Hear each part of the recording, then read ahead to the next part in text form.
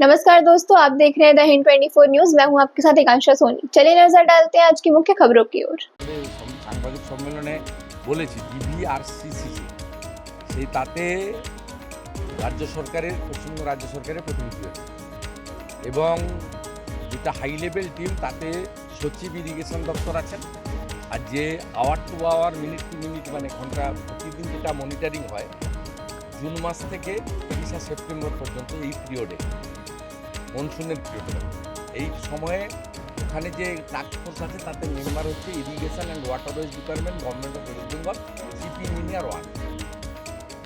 Written consent নিয়ে এগুলো হয়েছে। তারপরে ড্যামটা তো যাতে না ভেঙে যায় করতে হবে। আমি আপনাকে বলছি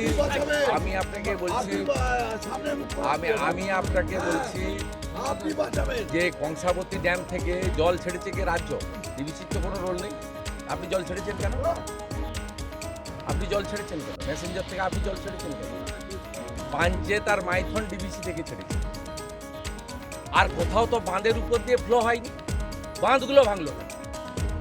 বাঁধগুলোতে এত ঘোগ রিপেয়ারিং হয়নি কেন? এই উত্তর কাকে? রাজ্য সরকারকে দিতে হবে।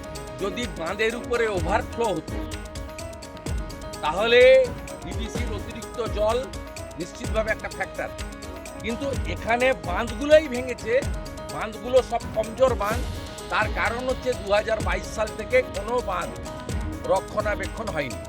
আর আমি উল্টে প্রশ্ন করতে চাই, নিম্ন দামোদর যেটা আমাদের গলসি থেকে জামালপুর হয়ে পুরো এই দিকটা হয়ে আপনার সোনামুখী বাঁকুড়া হয়ে উদয়নারায়ণপুর আমতা গিয়ে শেষ হয়েছে, এই যে লোয়ার দামোদর বেসিন এলাকা, এর জন্য ভারত সরকার গ্যারেন্টি থেকে 5% টাকা ভারত সরকার দিয়ে 5,400 কোটি টাকা ওয়ার্ল্ড ব্যাংক দিয়েছে।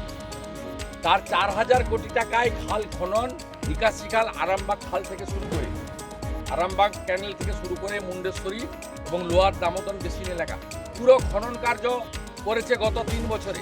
4,000 কোটি টাকা ইউটিলাইজেশন দেখিয়েছে এই সরকার। টাকাগুলো কোথায় গেল? ऐसे ही तमाम खबरों के लिए जुड़े रहिए द हिंद 24 न्यूज के साथ।